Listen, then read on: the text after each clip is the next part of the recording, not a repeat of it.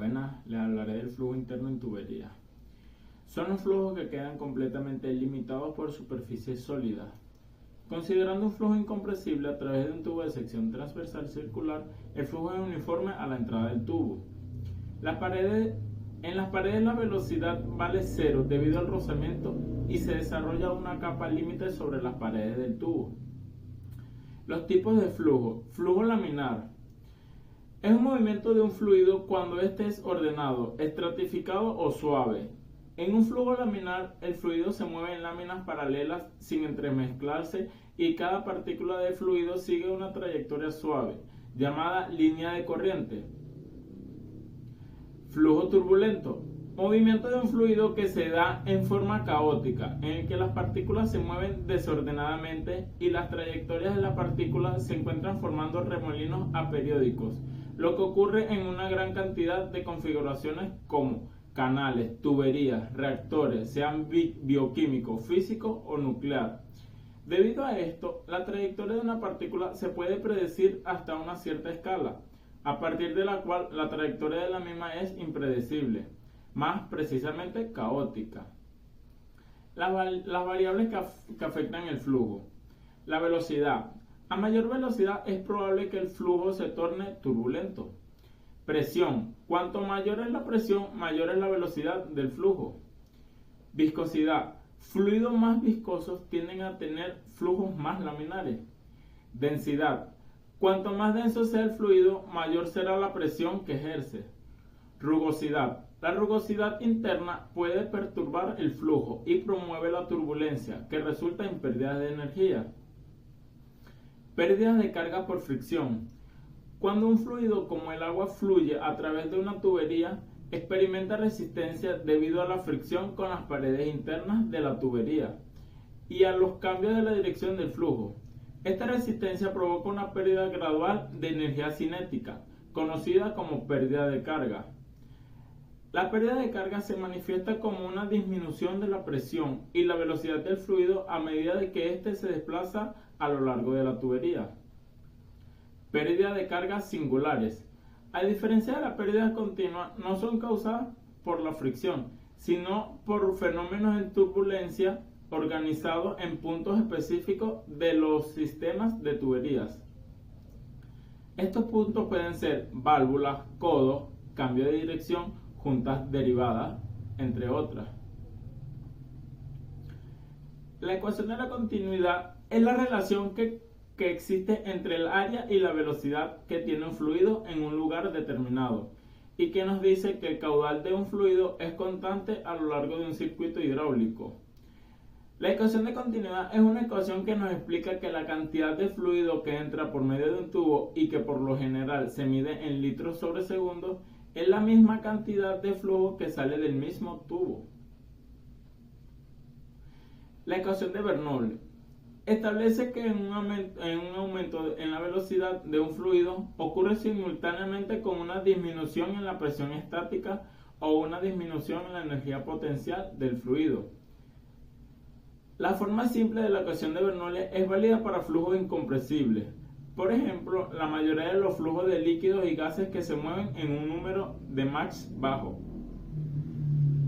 La ecuación de Darcy-Weisbach es una ecuación empírica que relaciona la pérdida de carga hidráulica debido a la fricción a lo largo de una tubería dada con la velocidad media del flujo del fluido. Factor de fricción de Moody.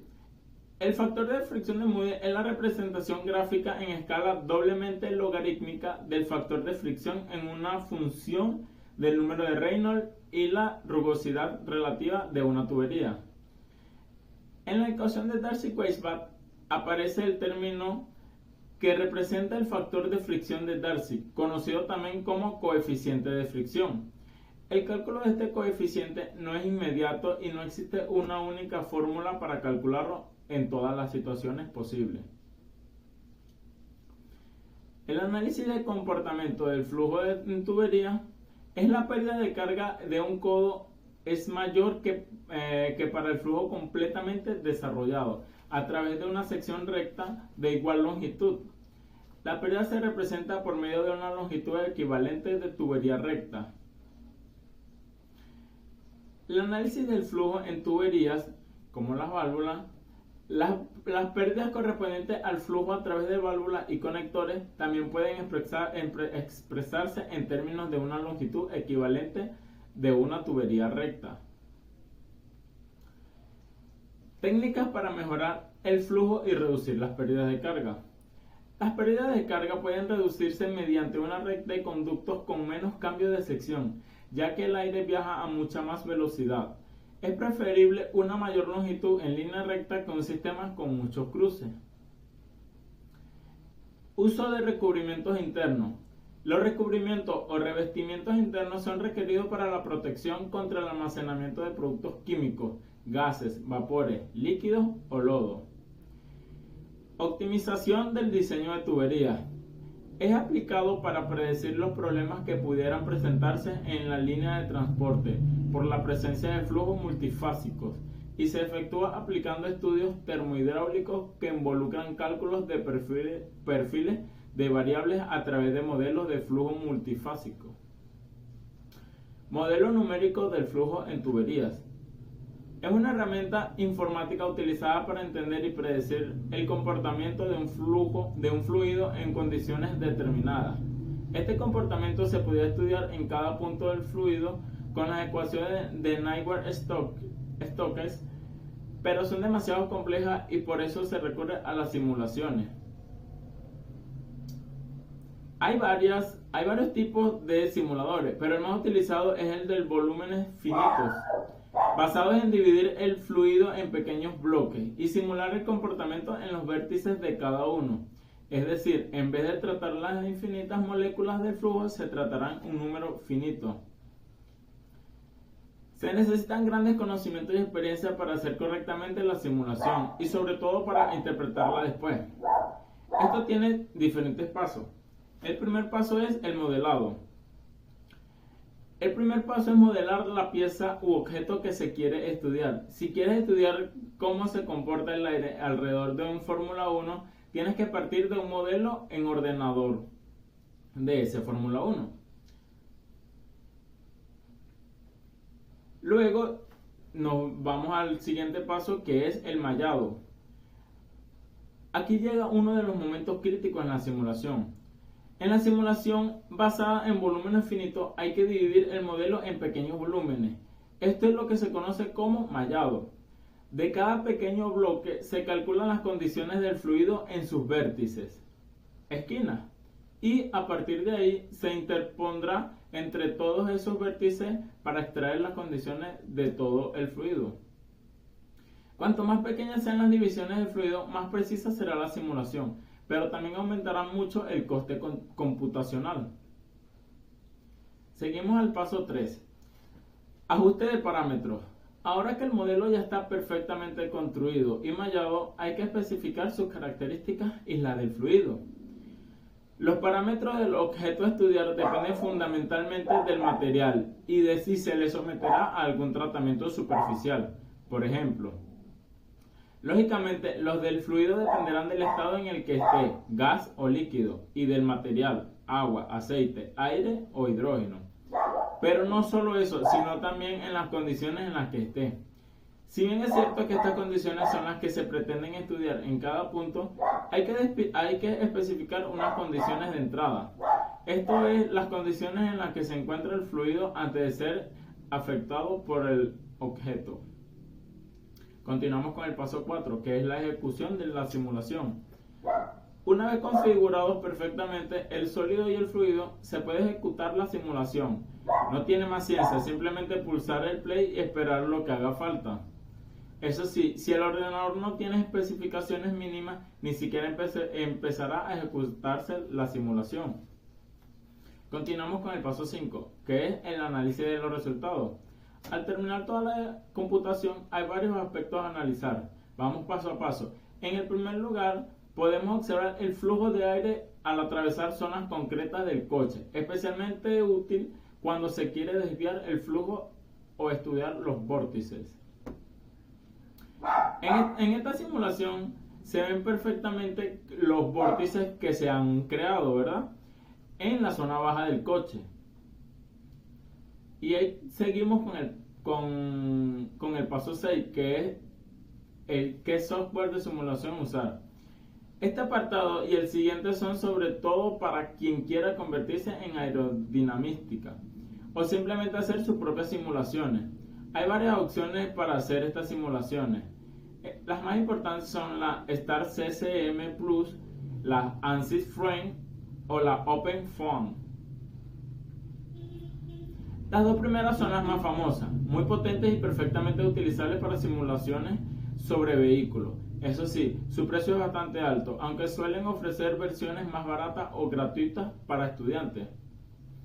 Por otra parte, el OpenFOAM es menos intuitiva y nunca va a estar en un servicio profesional como la de las otras dos. Es el precio a pagar por una herramienta así de código abierto, es decir, completamente gratis. Por otra parte, hay que tener en cuenta que estas herramientas son solo para la simulación.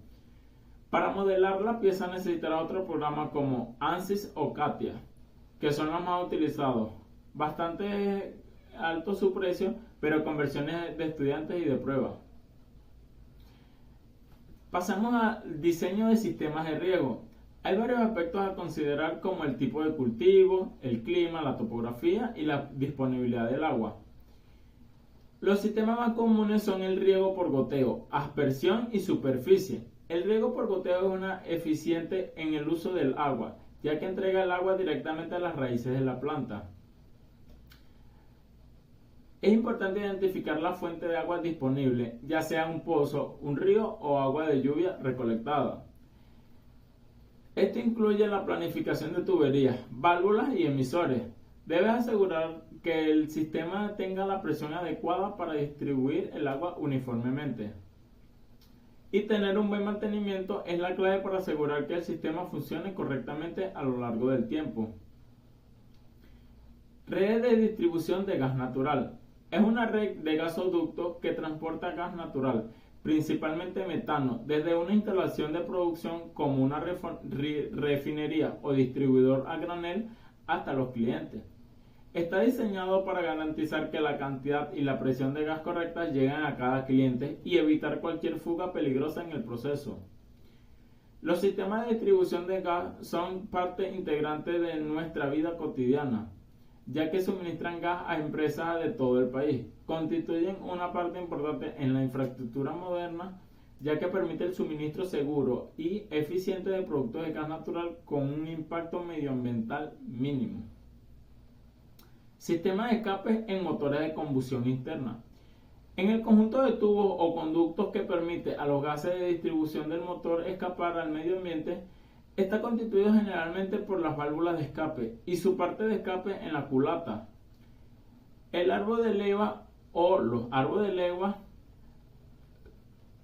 uno o varios múltiples de escape colectores que recogen los gases de escape de los cilindros del motor.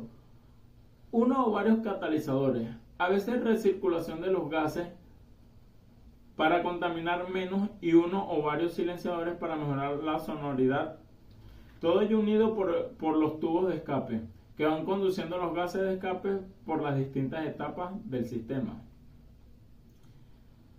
Gracias.